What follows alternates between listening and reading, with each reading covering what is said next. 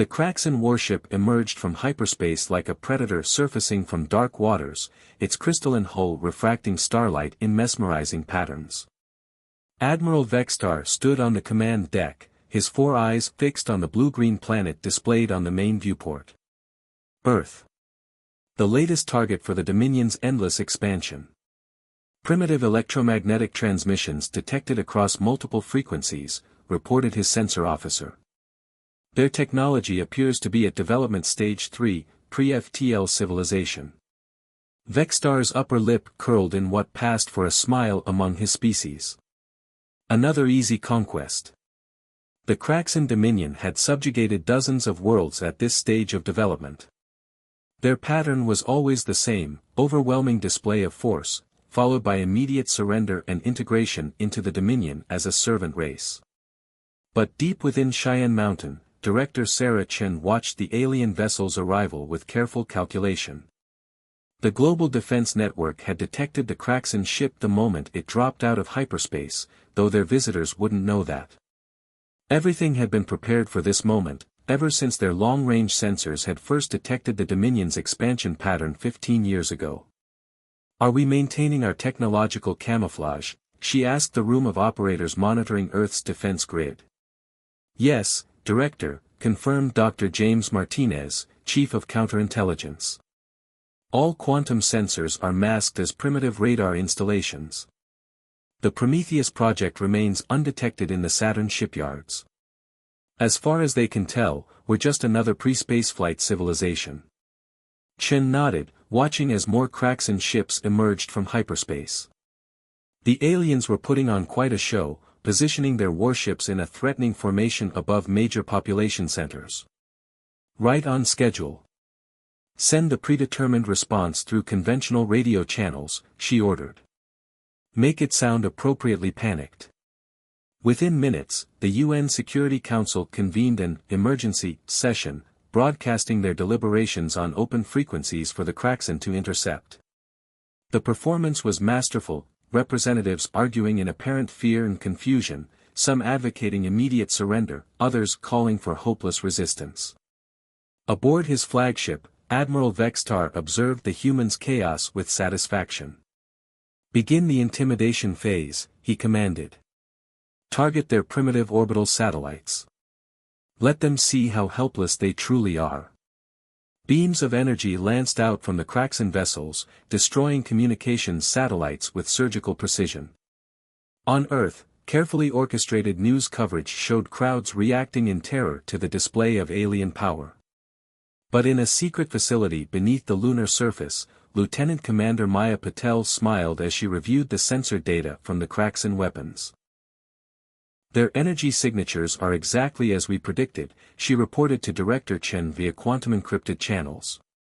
"The crystalline hull structure has the same vulnerabilities our simulations identified. The Prometheus's weapon systems will be perfectly calibrated for maximum effect."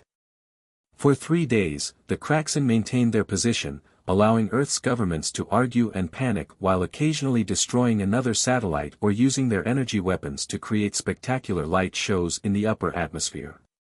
They were following their standard playbook perfectly, never suspecting that every move was being carefully analyzed and documented. "Final status report," Chen demanded on the evening of the 3rd day. "Prometheus is ready," Martinez confirmed. "All systems are optimized based on our observations of their technology. Captain Rodriguez reports the crew is prepared and in position. The Titan shipyards are maintaining complete electromagnetic silence." "And the bait?" "The Kraxan intercepted our secret communications about the nuclear missile launch sites exactly as planned. They think we're preparing a desperate last stand with our most powerful weapons."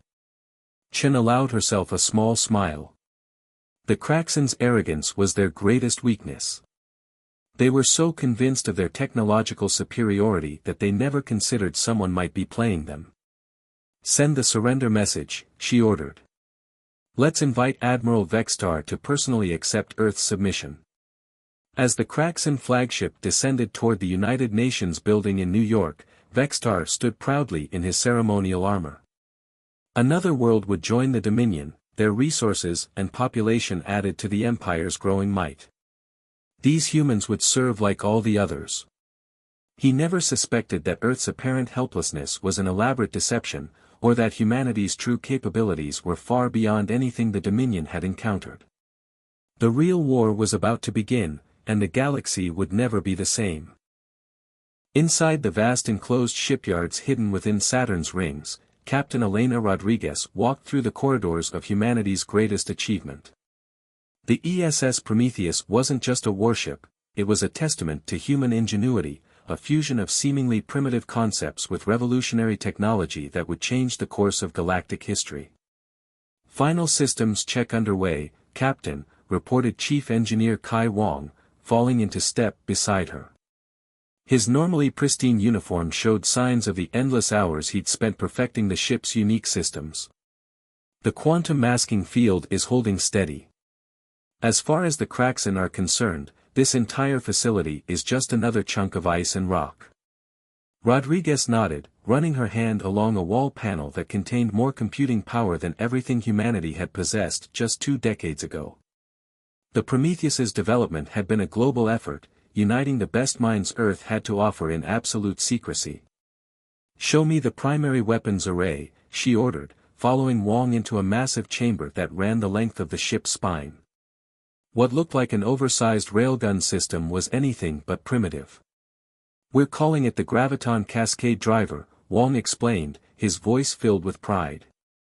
"It uses principles similar to ancient mass drivers, but instead of just accelerating projectiles, it creates localized gravity distortions. When the projectile impacts an energy shield, the gravitational waves multiply exponentially. And since the Kraxen rely entirely on energy-based defenses," Rodriguez began. "Their shields might as well be tissue paper," Wong finished. "They're designed to deflect energy weapons, not handle sudden gravitational shear forces. Best part is, our analysis shows they've become so dependent on their shield technology that they've actually reduced physical armor on their ships over the centuries." The captain smiled grimly. Humanity had learned early on to never abandon basic principles in favor of seemingly advanced technology. While other species chased ever more exotic energy weapons, Earth scientists had found ways to combine fundamental forces of nature with quantum mechanics. In the ship's Central Command Center, Rodriguez reviewed the latest intelligence from Earth. The Kraxen occupation was proceeding exactly as planned, with Admiral Vextar establishing his headquarters in New York. The aliens were systematically documenting Earth's infrastructure and population, preparing to integrate humanity into their empire's workforce. "They've started constructing their standard control facilities," reported Commander Sarah Chen, Director Chen's daughter and the ship's tactical officer. "Long-range sensors show they're completely focused on Earth. No patrols beyond lunar orbit." "Overconfidence was always their weakness," Rodriguez noted. "Status of the secondary defense systems." "The metamaterial hull coating is functioning perfectly," Wong reported. "It'll absorb and redirect 90% of their energy weapon impacts. The quantum entanglement drives are spooled and ready. We can execute tactical jumps faster than their targeting systems can track." Rodriguez watched her crew working at their stations, each person representing the peak of human capability. They had trained for years in absolute secrecy, practicing maneuvers that would seem impossible to their alien adversaries. "And the surprise package?" she asked. Wong's grin widened. "The nanite swarms are primed and eager. Once they breach the crystalline hull structure of a Kraxen ship, they'll disrupt their energy distribution systems from the inside out. No fancy shields, no weapons. Just dead in space." The Prometheus represented humanity's approach to warfare, pragmatic, multifaceted, and utterly unexpected. While the Kraxen had spent centuries perfecting a single path of technological development, humans had explored countless alternatives. "Time to deployment?" Rodriguez asked, studying the tactical display showing the Kraxen fleet positions around Earth. "Final calibrations complete in 6 hours," Wong confirmed. The whole system is designed to be undetectable until the moment we activate it. They won't know what hit them. Rodriguez made her way to her quarters, reviewing the mission parameters one final time. The Prometheus would have one chance to prove that humanity wasn't just another primitive species to be conquered. Their success or failure would reshape the galaxy. As she studied the intelligence reports, she noticed a pattern in the Kraxan fleet movements. Their patrol routes, their communication protocols, even their shift rotations, all were rigidly standardized. Centuries of easy victories had made them predictable. Chen, she called over the comm, I want you to analyze their fleet response patterns. Find me a blind spot in their formation. When we strike, I want to hit them where they're most vulnerable. The next 6 hours passed in a blur of final preparations. Every crew member knew their role, understood the weight of responsibility on their shoulders. They were humanity's secret weapon, and they would only get one chance to prove their worth. As the final countdown began, Rodriguez stood on the bridge, watching her crew at their stations. Years of deception and preparation had led to this moment. The Kraxan thought they were dealing with helpless primitives. They were about to learn that humanity's greatest strength was its ability to innovate, to find new solutions to old problems. All stations report ready, Captain, Commander Chen announced. Rodriguez took a deep breath, feeling the subtle vibration of the ship's systems through the deck plates. Send the signal to Earth Command. Operation Thunderbolt is go. The time for hiding was over. Humanity was about to show the galaxy exactly what primitives were capable of. Admiral Vextar was enjoying his morning briefing when the first alarms sounded. Proximity warnings blared across his New York headquarters as something massive emerged from quantum space near Jupiter's orbit. His sensor officers stared in disbelief at their readings. Impossible, one of them muttered. The energy signature, it's larger than a Dominion dreadnought. The ESS Prometheus dropped its quantum masking field, revealing itself in all its terrible glory. The ship's dark hull seemed to drink in the sunlight, its unusual design unlike anything the Kraxan had encountered in centuries of conquest. Report. Vextar demanded, his 4 eyes widening as the tactical display updated. It's human, Admiral. The design signatures match their engineering patterns, but the technology level is far beyond anything we detected on Earth. Before Vextar could process this revelation, the Prometheus opened fire. The graviton cascade driver activated, sending specially designed projectiles accelerating through localized spacetime distortions. 3 Kraxan cruisers on patrol near Jupiter disappeared in explosions of twisted metal and crystalline shards. All ships, battle formations. Vextar roared, rushing to his shuttle. Launch all available vessels. Crush this human resistance. But Captain Rodriguez had anticipated this response. As the Kraxan fleet moved to engage, the Prometheus executed a series of rapid quantum jumps, appearing and disappearing faster than the alien targeting systems could track. Nanite swarms deployed, Chief Wong reported from his engineering station. First wave making contact with enemy vessels. Commander Chen's tactical display lit up as the microscopic machines went to work. Kraxan ships began losing power, their energy distribution systems corrupted from within. Their renowned shields flickered and died, leaving them vulnerable to conventional attacks. They're launching fighters, Chen announced. Standard Dominion attack pattern Delta. Rodriguez allowed herself a small smile. Deploy the drones.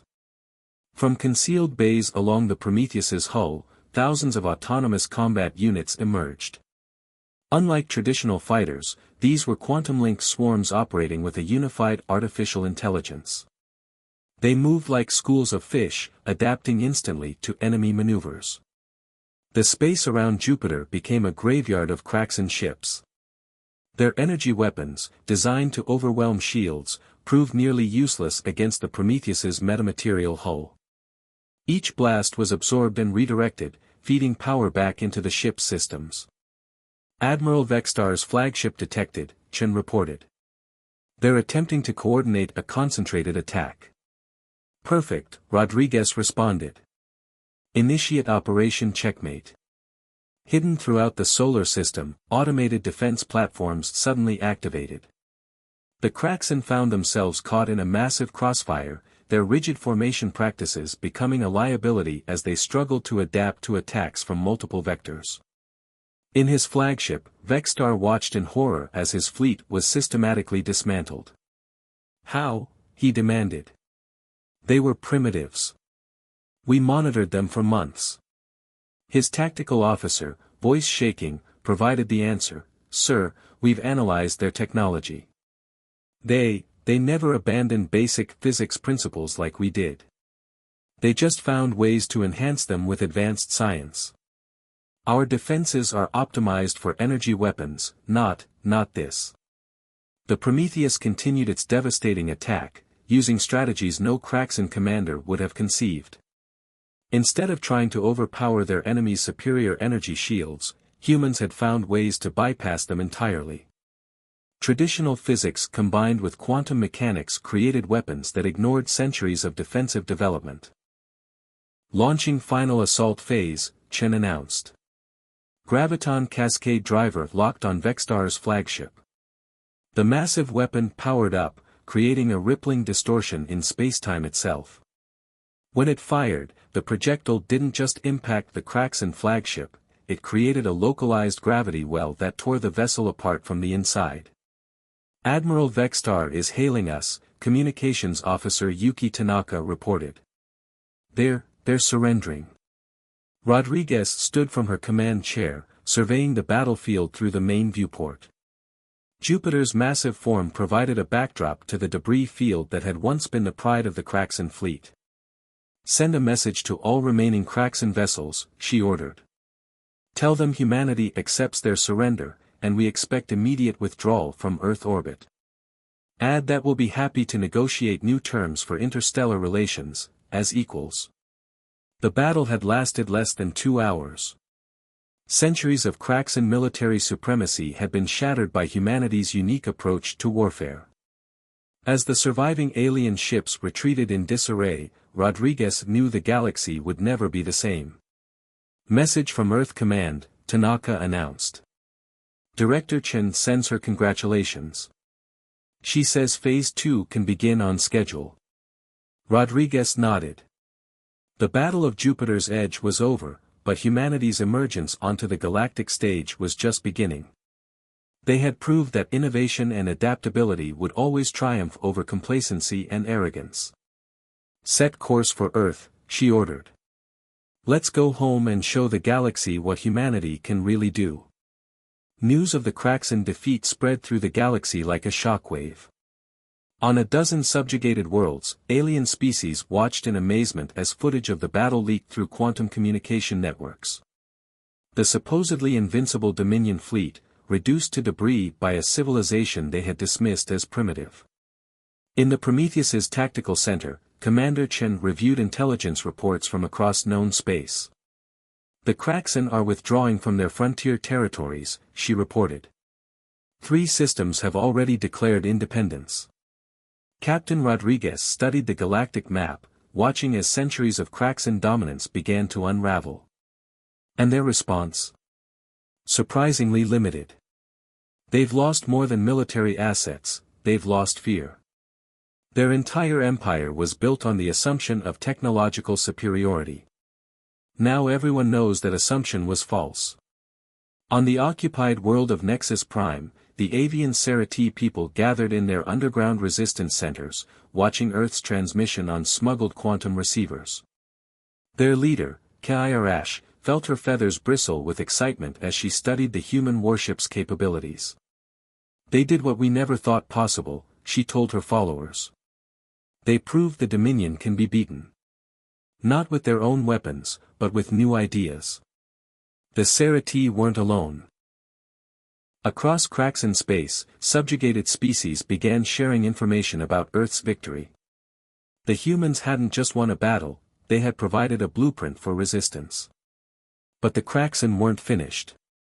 Deep in their core systems, their military leadership gathered for an emergency summit. Admiral Vextar, stripped of rank and facing execution, was forced to explain his failure. The humans deceived us, he told the assembled commanders. They showed us what we wanted to see, a primitive species ready for conquest. In reality, they were studying us, learning our weaknesses. High Commander Zextral, newly appointed Supreme Military Leader, leaned forward. Then we shall not underestimate them again. Prepare the Worldbreaker fleet. Back on Earth, Director Chen received the intelligence with grim determination. They're mobilizing everything they have left, she told the UN Security Council. The Worldbreaker fleet includes their oldest and most powerful vessels. The Prometheus can handle them, Rodriguez insisted from her command chair in orbit. Our technologies were specifically designed to counter their capabilities. It's not that simple anymore, Chen replied. We're receiving distress calls from dozens of worlds. The Kraxen are taking hostages, entire populations held at gunpoint. They're demanding our surrender in exchange for their safety. Rodriguez felt her jaw tighten. The Prometheus had proven humanity's military capabilities, but now they faced a moral challenge. Could they stand by while innocent species suffered for their victory? The answer came from an unexpected source. Through newly established quantum channels, representatives from resistant species began contacting Earth. The Serati, the crystalline Vex-Ri, the silicon-based Quan, all offering alliance and support. We can't fight this battle alone, Commander Chen observed, reviewing the offers. But maybe we don't have to. Rodriguez nodded, understanding the implications. The Kraxen maintained power by keeping their subjects isolated, preventing them from sharing technology or strategies. But now we can share our innovations, Chief Wong interjected, his eyes bright with possibility. Our gravitic weapons, our quantum masking technology, combined with their unique capabilities. The next few days saw a flurry of diplomatic and technological exchange. Earth became a beacon for resistance movements across the galaxy. The Serati shared their advanced stealth systems, the Vex-Ri offered their crystalline computing technology, and the Quan provided deep understanding of subspace mechanics. The Prometheus, already a revolutionary vessel, was upgraded with innovations from a dozen species. But more importantly, its design principles were shared with resistance forces throughout Kraxen space. New ships began appearing, each combining human ingenuity with unique alien capabilities. When the Worldbreaker fleet finally emerged from hyperspace, they found not a single human warship, but an alliance of former subjects. The Prometheus led a combined fleet that represented the future of galactic civilization, not dominated by a single power, but strengthened by diversity and innovation. The Kraxen are signaling, Communications Officer Tanaka announced. They're demanding we stand down or they'll begin planetary bombardment of rebel worlds. Rodriguez stood on her bridge, looking at the tactical display showing Allied ships moving into formation around the Prometheus. Humanity's first real test as a galactic power had arrived. Their response would determine not just their own fate, but the future of a dozen species. Send our reply, she ordered. Tell them the age of empires is over. The galaxy is about to learn a new way forward. The battle for galactic freedom began in the darkness between worlds. The Worldbreaker fleet emerged like a storm of crystalline death, their massive ships dwarfing even the largest Allied vessels. But this time, the Kraxen found themselves facing an enemy that had learned from humanity's example. Serati stealth ships darted through their formation, using modified versions of Earth's nanite swarms. Vex-Ri cruisers deployed quantum-enhanced gravity weapons, while Quan vessels manipulated subspace in ways that made traditional Kraxen targeting systems useless. At the heart of the Allied fleet, the Prometheus moved with deadly precision. Captain Rodriguez watched as years of Kraxen military doctrine crumbled in the face of combined innovation. Multiple Worldbreaker vessels powering up their main weapons, Commander Chen reported. Energy signatures are off the charts. The massive Kraxen ships began to glow with accumulated power. These were their ultimate weapons, designed to crack planetary crusts. But humanity had anticipated this too. "Deploy the quantum mirrors," Rodriguez ordered. Chief Wong's latest innovation activated, creating a network of intersecting quantum fields around the Allied fleet. As the world breakers fired, their energy beams were caught in an endless loop of reflection and redirection. "Containment fields holding," Wong reported from engineering. "Their own power is being used against them." The Kraxan commanders, faced with tactics they had never imagined, began to break formation. Some ships retreated, while others pressed their attack with increasing desperation. But with each passing moment, the combined fleet demonstrated the power of shared innovation. High Commander Zekstral's voice boomed across all frequencies, "This is impossible. We are the Dominion. We have ruled the stars for 1,000 years." "The stars were never yours to rule," Rodriguez responded, her voice calm but firm. "The galaxy belongs to all of us, and it's time for change." The Allied fleet pressed their advantage. Ceretis ships used modified human stealth technology to penetrate world-breaker defenses. Vexri crystalline computers coordinated attacks with impossible precision. The Quan's understanding of subspace, combined with human gravitic weapons, created attack vectors the Kraxan couldn't defend against. In the midst of battle, something unprecedented occurred. From the outer reaches of the combat zone, new ships began arriving. Species that had remained neutral, watching and waiting, now chose their side. They had seen the power of cooperation, of innovation shared rather than hoarded. "We're receiving transmissions from across Kraxan space," Tanaka announced excitedly. "Their subject worlds are rising up. Their control systems are being overwhelmed." The Worldbreaker fleet, caught between external attack and internal rebellion, began to fracture. Ships started surrendering, their crews choosing survival over a dying empire's pride.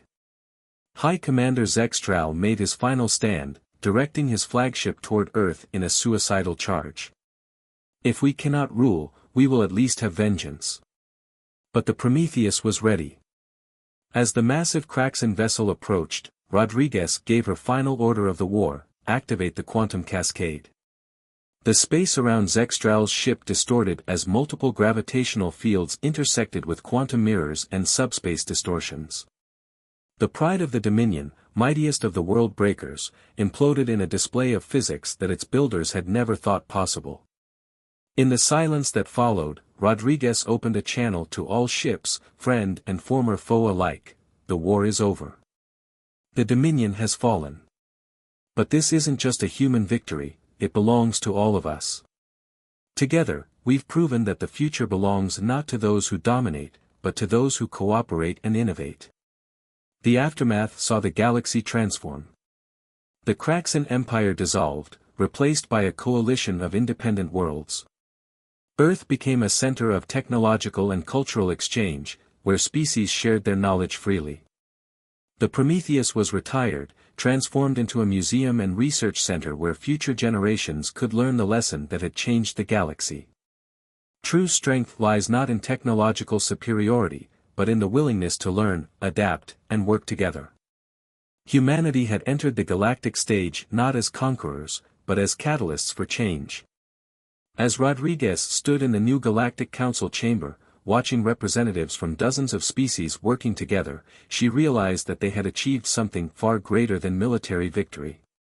They had created a future where innovation knew no borders, where progress meant lifting everyone up rather than pushing others down. The age of empires was over. The age of collaboration had begun. And somewhere in the vast expanse of space, countless young civilizations looked up at the stars not with fear of conquest, but with hope of joining a galaxy where every voice mattered, where every species could contribute to the greater whole. The day Earth's battleship had struck fear across alien worlds had led to something far more important: it had sparked hope across the galaxy.